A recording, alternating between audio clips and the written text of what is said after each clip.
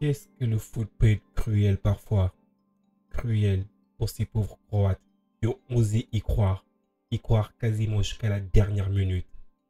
Minute à laquelle arrive cet exploit italien. Comme on dit, comme ils le disent, Italia Celesta. Cette Italie ne mourra jamais. Cette Italie, elle est combattante. Cette Italie, elle se bat jusqu'à la dernière seconde. Elle trouve toujours l'énergie. Cette énergie qu'ils ont lorsqu'ils chantent exactement leur hymne national. Cette Italie l'a encore fait ce soir. Bonsoir la team et bienvenue sur la chaîne Parisienne Football. Content que vous soyez de plus en plus nombreux à la suivre. Merci beaucoup pour l'énergie que vous me donnez. Franchement, c'est pour vous que je fais des contenus. Parce que franchement, ça me fait kiffer de passer du temps avec vous, de partager un peu ma passion du foot avec vous. Si vous aimez la chaîne, si vous aimez des contenus de ce genre-là, n'hésitez pas à liker la chaîne ou à la suivre également parce que ça donne de l'énergie. Également, ça nous aide à améliorer le référencement de la chaîne. Sans pour autant tarder, on va rentrer dans le vif du sujet parce qu'on a beaucoup de choses qu'on aimerait discuter parce que ce match a été absolument passionnant à analyser. Donc, du coup, sans pour autant tarder, rentrons dans le vif du sujet. Cette équipe de Croatie est partie avec un 4-3-3 composé essentiellement de Livakovic qui était au but. Performance absolument exceptionnelle de Livakovic. Franchement, il a sorti de ses arrêts à des moments clés du match. Franchement, bravo. Sur le plan défensif, ils sont partis avec une défense à 4 avec Stanisic, Soutalo, Pongrazic ainsi que Guardiol sur le couloir gauche. Au milieu de terrain, milieu composé de 3 joueurs absolument fabuleux, Modric, Kovacic ainsi que Brozovic. L'attaque est composée de 3 attaquants, Suzic, Kramaric, Pasalic. Concernant exactement cette équipe italienne, elle est composée de 3-1-4-2 avec Donnarumma au but, des défenseurs qui jouent essentiellement des rôles d'ailier tels que Pellegrini, Lorenzo. Dans l'axe, il y avait Calafiori, Bastoni, Darmian. En milieu de terrain, il y avait Barella, Di Marco ainsi que Jorginho. Et devant eux, il y avait Retegui ainsi que Raspadori.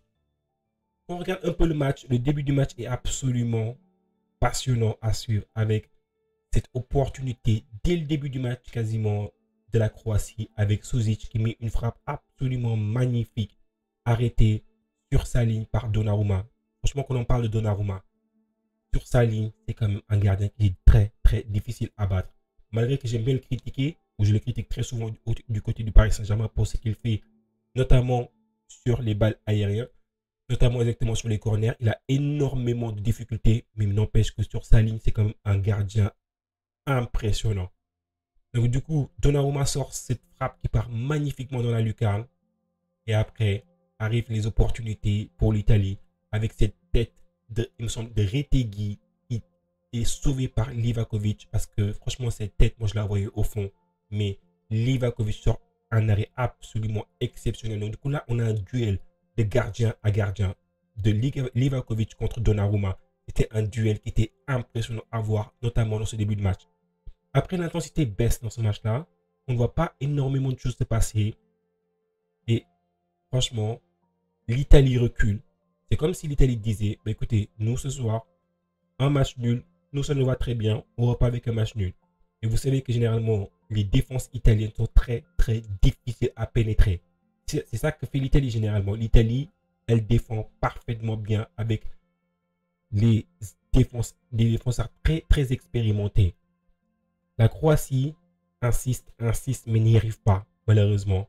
Et là, qu'est-ce qui se passe? C'est durant exactement la 55e minute qu'arrive exactement cet but de la part de Luka Modric qui est marqué initialement par un penalty qui est manqué par Luka Modric, par ce même Luka Modric. Quand j'ai vu Luka Modric manquer ce penalty, franchement, j'ai eu quasiment le cœur brisé. Je me suis dit, oh non, pas lui, pas maintenant, pas après tout ce que tu as fait. C'était pas le jour, c'était pas le jour pour que toi, tu manques ce penalty. Parce que franchement, pour tout ce qu'il a fait pour le football, je me suis dit, il méritait quand même une meilleure sortie.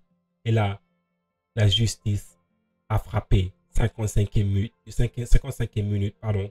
Et là, Luka Modric se met une frappe absolument belle. Il trompe le gardien Donnarumma. Et ça fait 1-0 pour la Croatie.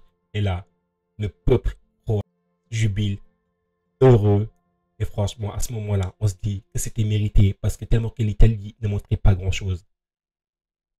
Alors là, ça a marqué le réveil des Italiens qui d'un coup ont commencé à attaquer de partout, droite, gauche, centre. Je me suis dit, mais comment les Croates vont pouvoir tenir? C'est absolument impossible s'ils ont une ligne défensive qui est aussi basse sur le terrain. Et ils essayaient de prendre les Italiens sur les contres, mais ils avaient tellement peu de contres qu'ils n'arrivaient même plus, ils étaient asphyxiés, ils n'arrivaient même plus à respirer. Et parfois, exactement, ils lui dégageaient le ballon parce qu'ils se disaient, bah, écoute, il faut qu'on arrive à respirer, we need to breathe. Et là, donc, du coup, l'entraîneur fait sortir exactement Modric ainsi que Kovacic pour donner un peu d'énergie et de son frais dans l'effectif. Mais l'Italie n'a pas dit son dernier mot, continue à insister. La Croatie essaie de prendre l'Italie en compte, mais l'Italie commence à insister. Et là, même au niveau statistique, vous allez le voir que le match, à partir de ce moment-là, a changé. Et qu'à partir de ce moment-là, l'Italie commence à dominer exactement le match. Là, quand on regarde un peu au niveau statistique, l'Italie a tiré 13 fois au but contre 6 fois exactement pour la Croatie. Et l'Italie a eu 3 tirs cadrés contre 4 tirs cadrés côté croate, donc c'est assez équivalent. En termes de possession, c'est à partir de ce moment-là que l'Italie a commencé à reprendre la possession du match. Et là, l'Italie a eu plus de 54% de possession contre la Croatie qui avait plus que 46% de possession de balle. En termes de passes réussies, on a quand même vu un match de qualité parce que il y a des matchs où on a vu des passes réussies à hauteur de 70%, donc ce qui est très très bas en tant que pour des matchs internationaux. Mais du coup, là, 85-88%, on s'approche des équipes de qualité, des équipes qui ont vraiment une grosse qualité technique. Et donc, du coup, là, quand on regarde un peu ce qui s'est passé à un moment donné de ce match-là, quand on regarde un peu la 98e minute, là, les Croates disent quasiment, nous sommes arrivés quasiment à la fin du match. On y est, on va passer, on a réussi un miracle. Et là, arrive ce Matera Zaccagni qui met une frappe absolument magnifique. Il est sur le couloir gauche, il l'enroule. Et là, il trompe Livakovic qui ne peut absolument rien sur cette frappe-là. Et là, l'éclair des Croates. Effectivement, il s'est arrêté de battre.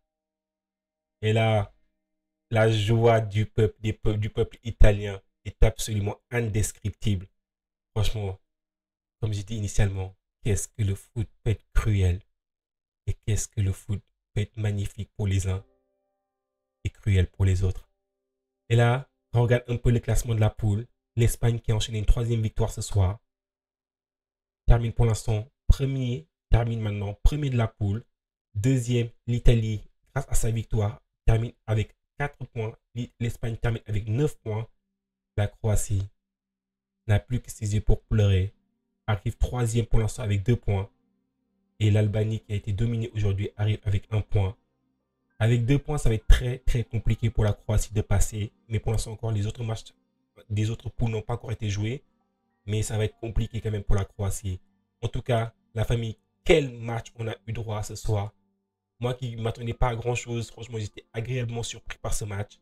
Parce que je pensais que l'Italie allait dominer cette Croatie.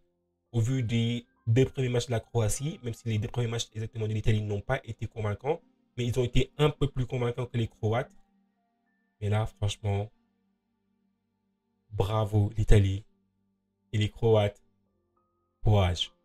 En tout cas, merci beaucoup la team d'avoir suivi ce petit format, petite vidéo d'analyse un peu de ce match. J'espère que vous avez kiffé. N'hésitez pas à mettre des likes, également à supporter la chaîne pour son développement. C'est absolument important pour le référencement. Merci beaucoup la team. On se donne très rapidement rendez-vous pour analyser aussi les matchs de l'équipe de France. Merci beaucoup la team et ciao.